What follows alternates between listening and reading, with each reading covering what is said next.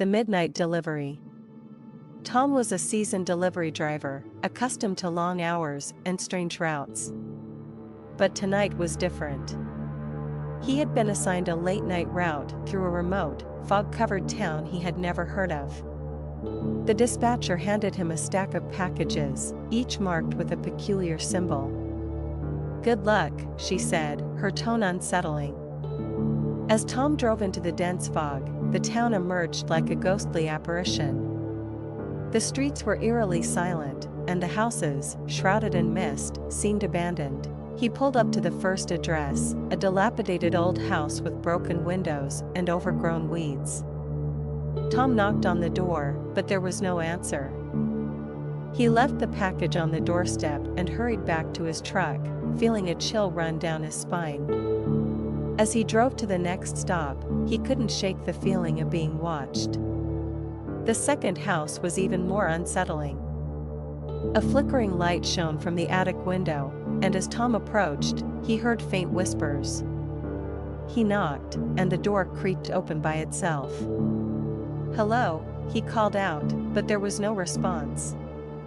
He placed the package inside the door and quickly left, his heart pounding.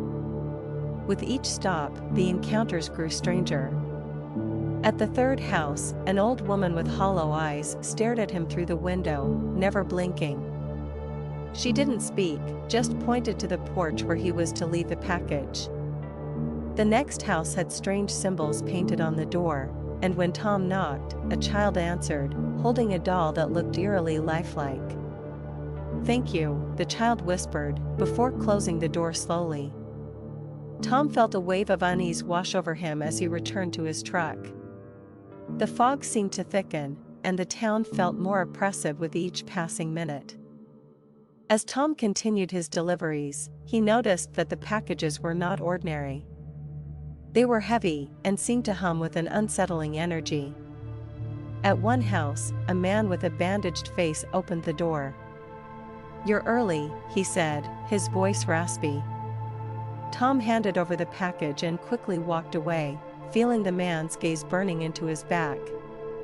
By now, Tom was on edge, his nerves frayed. He couldn't understand why these deliveries were scheduled so late or what was in the packages he was delivering. His sense of foreboding grew with each stop. At the sixth house, he encountered a middle-aged woman who seemed normal enough, until she handed him a note as he gave her the package. "Beware the last house," it read in shaky handwriting. Tom's hands trembled as he read the note. The final address was a large, foreboding mansion at the edge of town. The air grew colder as he approached, and the fog seemed to swallow his truck. He parked and stared at the mansion, its dark windows like eyes watching him.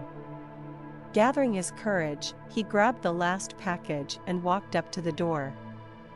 He knocked, and the door opened slowly, revealing a dimly lit hallway. "Come in," a voice whispered from the darkness. Tom stepped inside, his heart racing.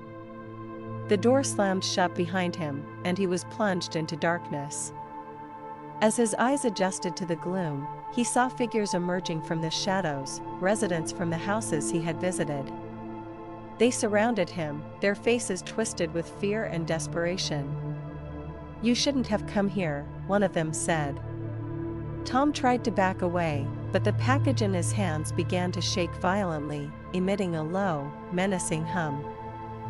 The residents closed in, their whispers growing louder. "He knows too much," a woman hissed. Tom's mind raced, trying to make sense of the situation. He realized that the packages he had been delivering were connected to a dark secret, binding the town's residents in a nightmarish plot. The package in his hands grew heavier, almost pulling him to the ground.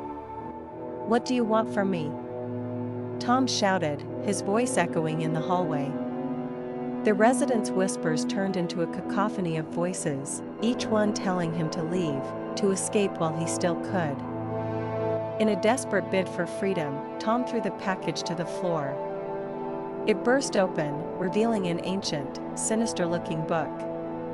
The pages fluttered as if caught in a wind, and the room grew colder. The residents recoiled, their fear palpable. "Destroy it," someone yelled. Tom grabbed the book, feeling its malevolent energy surge through him.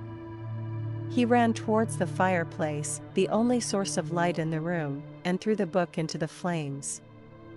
As it burned, the residents let out a collective sigh of relief.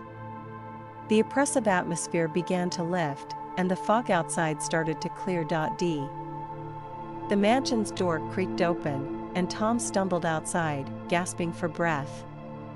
The town, now free from the dark influence of the book, seemed to come to life. Lights flickered on in the houses, and the oppressive silence was replaced by the sounds of normalcy. Tom hurried back to his truck, eager to leave the town behind. As he drove away, he couldn't shake the feeling that he had narrowly escaped a terrible fate. The memory of the residents' haunted faces and the sinister book would stay with him forever. Returning to the delivery hub, Tom handed in his resignation. He knew he couldn't continue working after what he'd experienced. The dispatcher looked at him with a knowing smile. "You made it back," she said, almost as if she had doubted he would. Tom didn't respond. He left the building, vowing never to return to that cursed town. Despite his escape, he couldn't rid himself of the nagging suspicion that the events of that night would come back to haunt him. For the rest of his life, the memory of the midnight delivery and its dark secrets would linger in the shadows of his mind.